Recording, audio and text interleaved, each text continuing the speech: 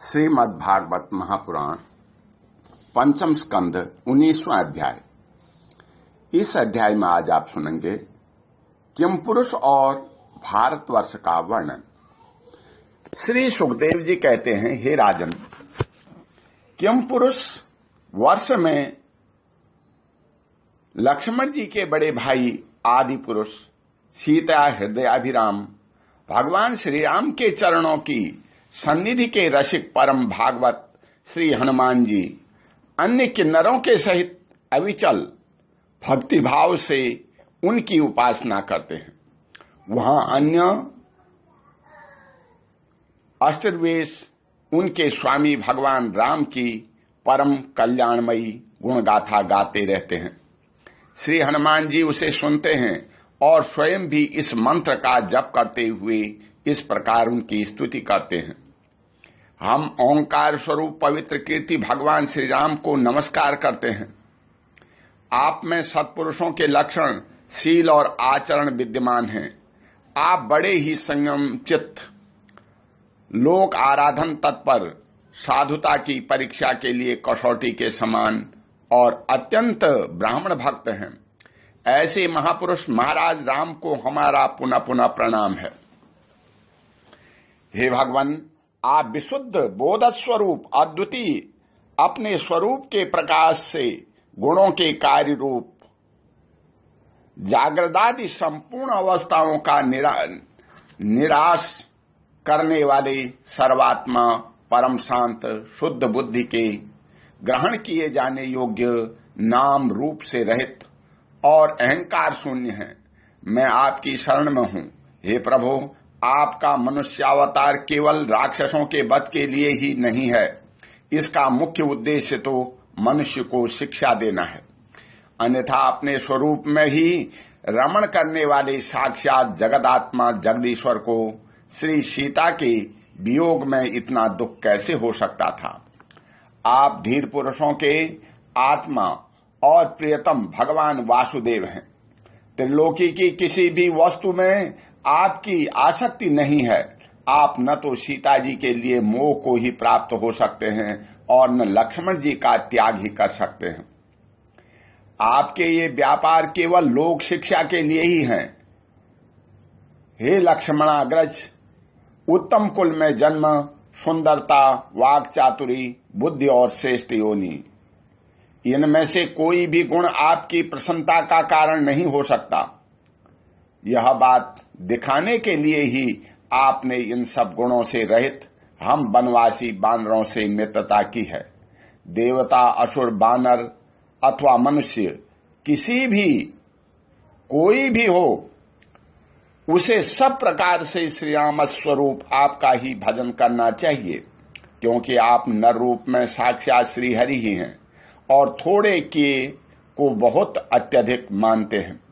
आप ऐसे आश्रित वत्सल हैं कि जब स्वयं दिव्य धाम को सिधारे थे तब समस्त उत्तर कौशलवासियों को भी अपने साथ ही ले गए थे। भारतवर्ष में भी भगवान दयावश नर नारायण रूप धारण करके संयमशील पुरुषों पर आग्रह करने के लिए अव्यक्त रूप से कल्प के अंत तक तप करते रहते हैं। उनकी यह तपस्या ऐसी है कि जिससे धर्म, ज्ञान, वैराग्य, ऐश्वर्य, शांति और उपरति की उत्तरोत्तर वृद्धि होकर अंत में आत्म स्वरूप की उपलब्धि हो सकती है। वहां भगवान नारद जी स्वयं श्री भगवान के ही कहे हुए सांख्य और योग शास्त्र के सहित भगवत महिमा को प्रकट करने वाले 5 रात्र दर्शन का सारवणी मनु को उपदेश करने के लिए भारतवर्ष की वर्णाश्रम धर्मावलंबी प्रजा के सहित अत्यंत भक्ति भाव से भगवान श्री नारायण की उपासना करते और इस मंत्र का जप तथा स्रोत को गाकर उनकी स्तुति करते हैं। ओंकार स्वरूप, अहंकार से रहित, निर्धनों के धन, शांत स्वभाव, ऋषि प्रवर भगवान नर नारायण को नमस्कार है। वे परमहंसों के परम पुरुष और आत्माओं के अधीश्वर हैं। उन्हें बार बार नमस्कार है। यह गाते हैं, जो विश्व की उत्पत्ति आदि में उनके कर्ता होकर भी कर्तृत्व के अभिमान से नहीं बचते, शरीर में रहते हुए भी उनके धर्म, भूख, प्यास आदि के वशीभूत नहीं होते, तथा दृष्टा होने पर भी जिनकी दृष्टि दृश्य विवेक गुण दोषों से दूषित नहीं होती, उन असंग एवं विशुद्ध साक्षी स्वरूप भगवान नर नारायण को नमस्कार है। हे योगेश्वर, हिरण्यगर्भ भगवान ब्रह्मा जी ने योग साधना की सबसे बड़ी कुशलता यही बतलाई है कि मनुष्य अंतकाल में देहाभिमान को छोड़कर भक्ति पूर्वक आपके प्राकृत गुण रहित स्वरूप में अपना मन लगवाए। लौकिक और पारलौकिक भोगों के लालची मूढ़ पुरुष जैसे पुत्र, स्त्री और धन की चिंता करते मौत से डरते हैं, उसी प्रकार यदि विद्वान को भी इस निंदनीय शरीर के छूटने का भय ही बना रहा तो उसका ज्ञान प्राप्ति के लिए किया हुआ सारा प्रयत्न केवल श्रम ही है।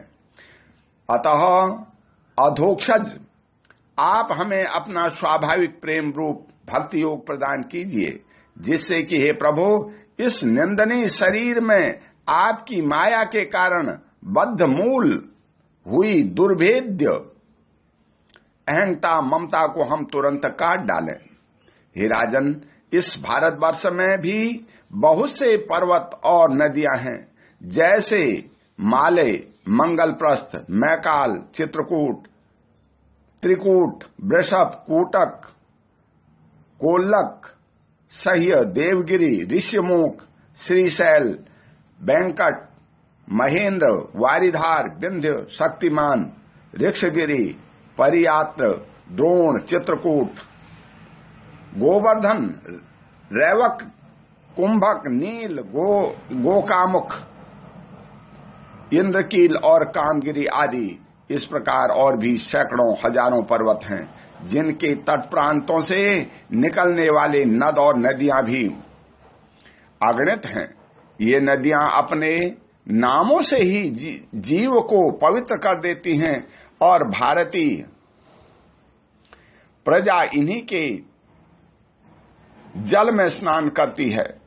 इनमें से मुख्य मुख्य नदियां ये हैं: चंद्रवसा, ताम्रपर्णी, अवरोधा, कृतमाला, वैहासी, कावेरी, बेणी, पयस्वनी, शर्करावर्ता, तुंगभद्रा, कृष्णा, बेणिया, भागीरथी, गोदावरी, निर्विंध्या, पर्णोणी, ताप्ती, रेवा, सुरमा, नर्मदा, चर्मवती, सिंधु, अंध और रोन नाम से नद नदी, वेद स्मृति, ऋषिकुल्या, त्रिशामा, कौशिकी, मंदाकिनी, यमुना, सरस्वती, द्विषद्वदी, गोमती, सरयू, रोदस्वती, सप्तवती, समोधा, सरसु, चंद्रभागा, मरुद्विधा, वित्तरहा, अशिकी और विश्वा।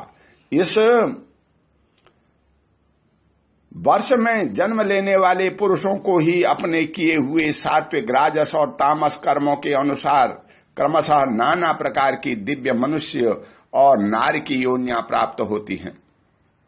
क्योंकि कर्मानुसार इस जीव को सभी योनियां प्राप्त हो सकती हैं, इसी वर्ष में अपने अपने वर्ण के लिए नियत किए हुए धर्मों का विधिवत अनुष्ठान करने से मोक्ष तक की प्राप्ति हो सकती है।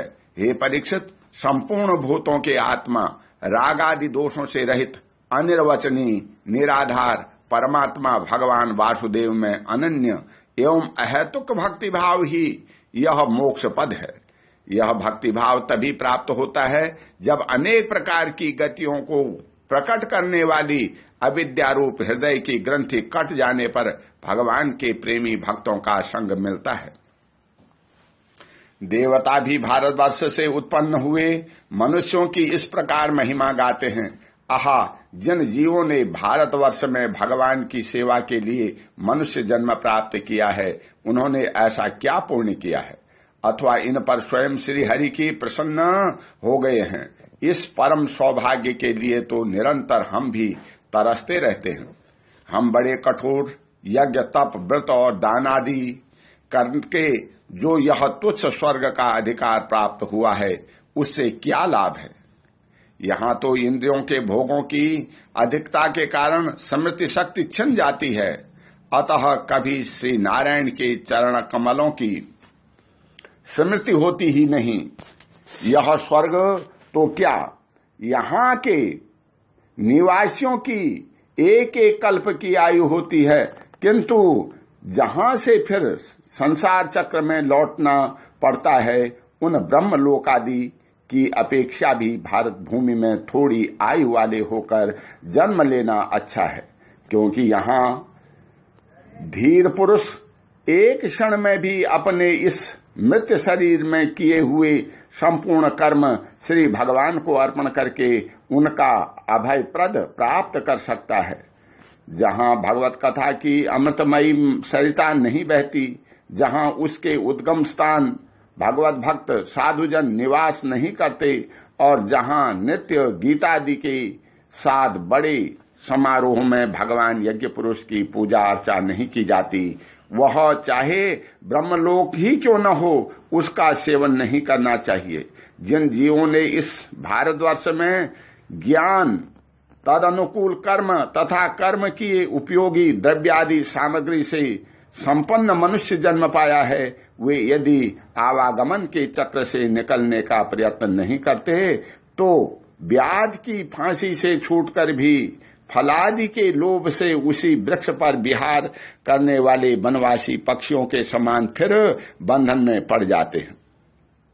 अहो, इन भारतवासियों का कैसा सौभाग्य है, जब वे यज्ञ में भिन्न भिन्न देवताओं के उद्देश्य से अलग अलग भाग रखकर विधि मंत्र और द्रव्यादि के योग से श्रद्धापूर्वक उन्हें हवि प्रदान करते हैं।